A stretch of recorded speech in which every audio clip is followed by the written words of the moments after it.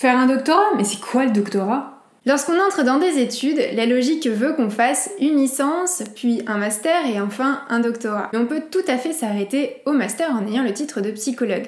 Ou bien on peut continuer dans un parcours de recherche plus approfondi en faisant notamment une thèse. Et c'est là qu'intervient le doctorat. On va donc voir ensemble comment ça se passe le doctorat, à quoi s'attendre, comment on s'organise.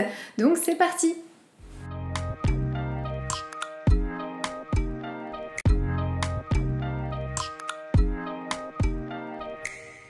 Avant de commencer, si vous n'êtes pas abonné à ma chaîne YouTube, n'hésitez pas à le faire dès maintenant et à cliquer sur la petite cloche pour être informé des vidéos dès leur parution.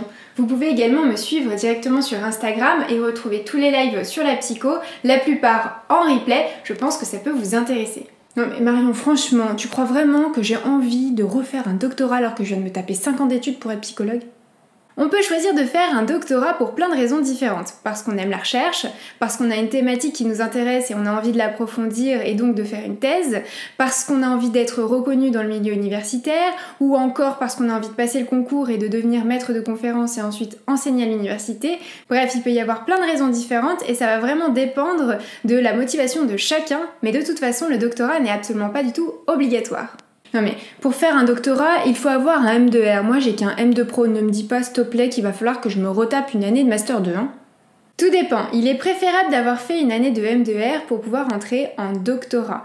Justement, le M2R, c'est-à-dire le Master 2 recherche, va vous permettre de faire une première ébauche sur la recherche que vous voulez mener, d'y consacrer un an pour y réfléchir avec notamment l'encadrement de l'université, etc. Or, aujourd'hui, il n'y a presque plus aucune différence entre le M2R et le M2 Pro, puisque la majorité des masters sont mixtes. Donc, pas nécessairement, il faudra voir avec l'école doctorale que vous aurez choisie. Bon, si je me lance, il faut que je compte combien de temps pour faire cette thèse ? Il faut compter un minimum de 3 ans, mais pour dire vrai, la majorité des doctorats durent à peu près 4 à 5 ans. Mais évidemment, vous n'allez pas faire ça 7 jours sur 7, comme en licence ou en master. Vous allez aménager votre temps comme vous l'entendez. C'est quand même pas mal, hein. Mais comment je fais pour choisir le sujet de ma thèse alors ? Si vous avez déjà fait un M2R, vous avez déjà réfléchi à cette question. Sinon, il faut bien prendre le temps de réfléchir et de penser à votre sujet et de choisir donc un sujet qui vous plaît. Parce que déjà avec un sujet qui nous plaît, c'est difficile, alors avec un sujet qui nous plaît pas... Faire une thèse pour faire une thèse, ça sert à rien. Faites une thèse parce que vous en avez envie, parce que la recherche vous plaît. Cette thèse, c'est la vôtre, elle doit donc vous appartenir. Il faut donc que vous preniez le temps de bien y réfléchir. Il faut aussi savoir que le sujet peut évoluer avec le temps, sans pour autant que ce soit à l'opposé du sujet initial, évidemment.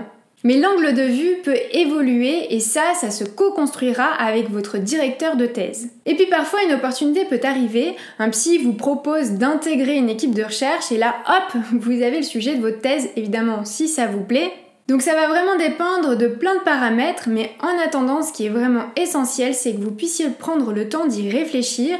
De toute façon, rien n'est pressé, hein, vous n'êtes pas obligé de faire votre doctorat tout de suite après votre master, donc réfléchissez bien à la motivation réelle que vous avez.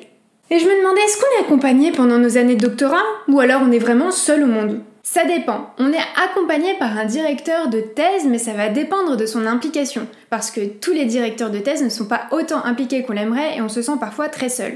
Et puis ça va également dépendre de votre sollicitation. Donc n'hésitez pas à le contacter. C'est vraiment très important d'être en lien et d'être soutenu par vos directeurs de thèse.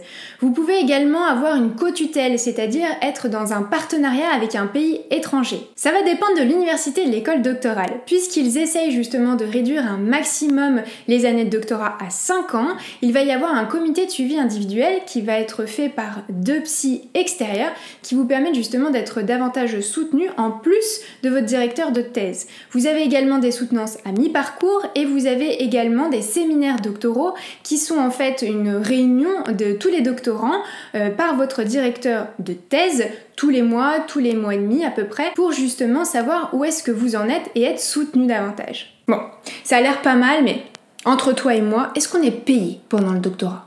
En général, non. Il est possible de bénéficier d'un contrat doctoral, c'est-à-dire que c'est un concours où on présente notre dossier et justement ils peuvent nous attribuer des financements, mais très honnêtement il n'y en a que quelques-uns qui sont accordés donc il ne faut pas du tout compter là-dessus. Il existe également d'autres possibilités de financement mais c'est assez difficile d'y accéder. Attends, mais on fait comment du coup pour trouver un financement? C'est compliqué. Il faut savoir qu'on ne peut pas obtenir un financement de n'importe quel organisme. Mais il faut toutefois être à l'écoute. Et lorsqu'une possibilité s'offre à vous, faites aussi attention parce que ça signifie qu'on est potentiellement moins libre dans notre recherche. Bon, si je suis pas payée, est-ce que je peux quand même travailler pendant mes années de doctorat? Oui, bien sûr, ça n'a rien à voir, puisqu'à l'issue du M2, on est psychologue, donc on peut tout à fait travailler. Le doctorat, c'est de la recherche, donc c'est vraiment complètement différent, et les deux ne sont pas du tout incompatibles. Et si jamais j'ai pas fini ma thèse pendant le temps imparti, je fais comment? C'est au cas par cas avec vos directeurs de recherche. Il faut avoir une dérogation avec un motif concret. Une naissance, une période de Covid, une maladie. Mais si à la fin de votre doctorat, vous n'avez pas écrit une ligne, alors nécessairement ça va pas être possible. Le doctorat, c'est aussi faire des sacrifices, parce que ça va vous demander du temps, ça va vous demander de la rigueur et également d'être sérieux. Ok, et ça se passe comment à la fin du doctorat? Alors, il va falloir constituer un jury. Vous avez évidemment vos directeurs de thèse, vous avez également des HDR, c'est-à-dire des habilités de diriger la recherche, et vous avez également 2 rapporteurs. C'est à eux, ces 2 rapporteurs, que vous allez d'abord donner votre recherche, et eux vont vous dire si oui ou non votre thèse elle tient la route. Si elle tient pas la route, évidemment, il va falloir la revoir.